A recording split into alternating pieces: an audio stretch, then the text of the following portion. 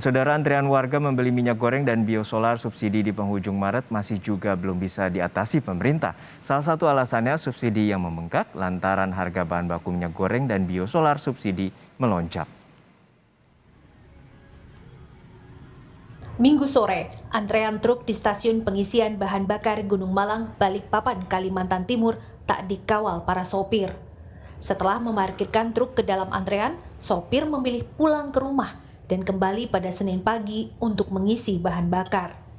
Ya, karena memang tak ada layanan pengisian biosolar subsidi pada Minggu sore hingga pagi hari berikutnya. Pada Senin pagi, para sopir kembali menunggu giliran pengisian solar. Antre dengan penjatahan solar seperti ini mengganggu kerja antaran para sopir. Waktu mereka dihabiskan lebih lama untuk mengantre ketimbang mengantar barang. Sedangkan kita pakai solar paling kita loh makanya 3 hari sekali kok bisa ngantri terus gitu ya. Apalagi posisi kita kalau ngantri nggak bisa kerja. Kita antri kadang 2 hari 3 hari baru dapat. Itu yang buat susah sih menurut saya. Apalagi kita kalau dipikirkan mobil setoran. Belum kalau kendala hujan. Kalau hujan aja kita nggak bisa kerja, apalagi kayak gini antri solar ini kan kerjaan mati.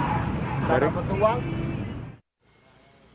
Tak cuma di Kalimantan Timur, kondisi ini juga terjadi di Sulawesi dan Sumatera. Di Polewali Mandar, Sulawesi Barat, antrean terjadi sejak Minggu pagi. Mereka terpaksa antre lantaran bahan bakar kendaraannya sudah tidak cukup untuk tiba di kota tujuan. Bahkan sebelum tiba di Polewali Mandar, truk-truk ini mengantre solar di kota-kota sebelumnya. Kondisi ini membuat mereka terlambat mengantar barang ke tempat tujuan. Dari Makassar mau ke Palu. Ke Palu. Ini sejak kapan kita antri di Sejak 2 hari yang lalu. 2 hari yang lalu? Ya. Oh, itu antri di mana saja, Pak? Di Maros, Hah? di Pinrang. Ya. Ini terakhir di sini. Sudah. Ya. Ini sudah berapa lama di sini? Dari tadi pagi kita lagi di sini. Memang bahan bakarnya sudah tidak cukup. Sudah tidak cukup. Antrean biosolar terjadi lantaran subsidi pemerintah sudah membengkak. Ini adalah kesepakatan pemerintah dan DPR memangkas kuota solar bersubsidi.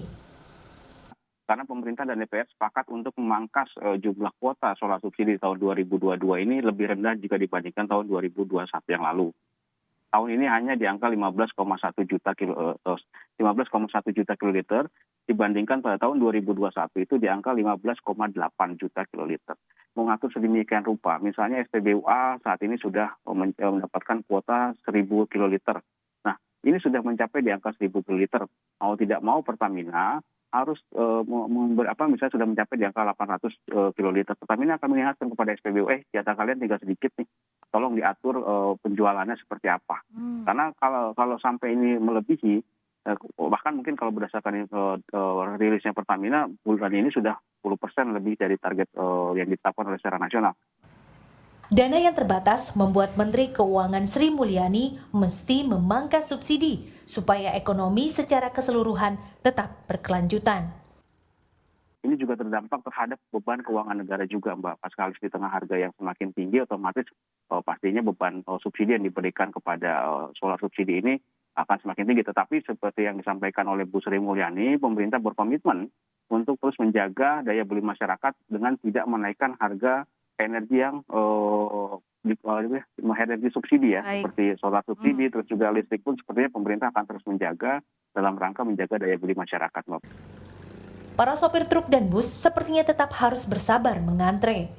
Situasi yang sudah terjadi sejak Februari lalu tampaknya belum bisa teratasi segera karena perlu keseimbangan antara subsidi dan keuangan negara. Tim Liputan, Kompas TV.